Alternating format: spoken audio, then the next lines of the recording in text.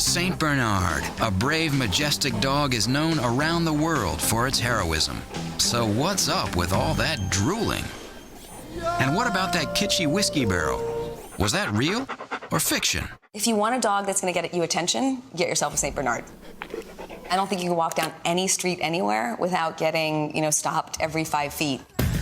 When you first look at these guys, they're absolutely huge and demonstrative-looking animals, but the soul and the spirit of the animals that I've worked with have always been really gentle. That's the kind of animal that I'd like to see running around my house and playing with my children. Saint Bernards were the original high-adventure avalanche rescue dog. They have a great desire and instinct to actually seek out, search, and find people. Natural-born trailblazers with a superior sense of smell. It's said that they can detect a person buried under 20 feet of snow. Their strong, arched feet and large paws make them sure-footed and great at digging. Bring a drool rag with you. You need to have one on your hip at all times. Because of the shape of the jaw and jowls, there's loose skin around the facial area. So if you're going to have a Saint Bernard, expect to get wet. She's a good girl. Believed to be descended from the Mastiff family, Saint Bernards can weigh between 100 and 200 pounds. It's naturally a gentle giant.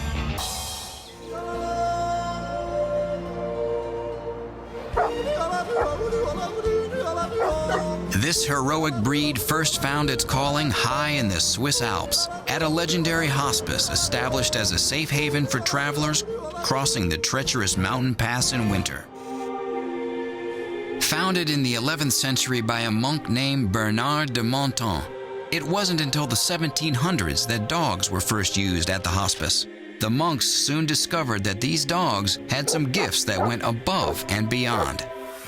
Not only could they sense avalanches approaching, but they also had an uncanny ability to find victims lost in the snow. Over a span of 200 years, Saint Bernards have saved the lives of over 2,000 people. And although it's nice to imagine, and plenty of us have, Saint Bernards never did carry those cute barrels of brandy. Instead, they wore packs with food and water. After some pretty tough winters, the monks attempted to improve the warmth of the Saint Bernard coat by breeding them with the long-haired Newfoundland. But the new, fluffier Saint Bernards did not fare any better due to ice and snow clumping and weighing them down. While their Swiss cousins may seem miles apart from our American Saint Bernards, they're still the same bright breed with plenty of charm and cheer. Because they grow so fast, 100 different Saint Bernard puppies were used to make the movie Beethoven's Second. Whether short or long-haired, Saint Bernards require a moderate amount of grooming and shed heavily 2 times a year. They have a very oily, water-resistant coat, so you don't want to bathe them too often because you will strip the coat of all their natural oils. For environment, Saint Bernards fare better in a colder place. They're very large dogs, so make sure you have the space and the money to feed them. As far as health is concerned, the Saint Bernard has more issues than most and can suffer from painful growth spurts and joint and heart problems. When it comes to Saint Bernard's health, you're probably going to spend a lot of money at the vet. Training at an early age is the way to go. Saint Bernards can run out of juice quickly, but they're very eager to please. And finally, nicknamed the babysitter, Saint Bernards are a spectacular family dog. I think that they're safe with children.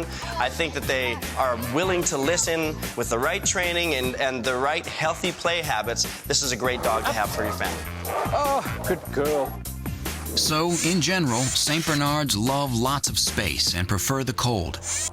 This breed can run up your vet bills. They do need some grooming.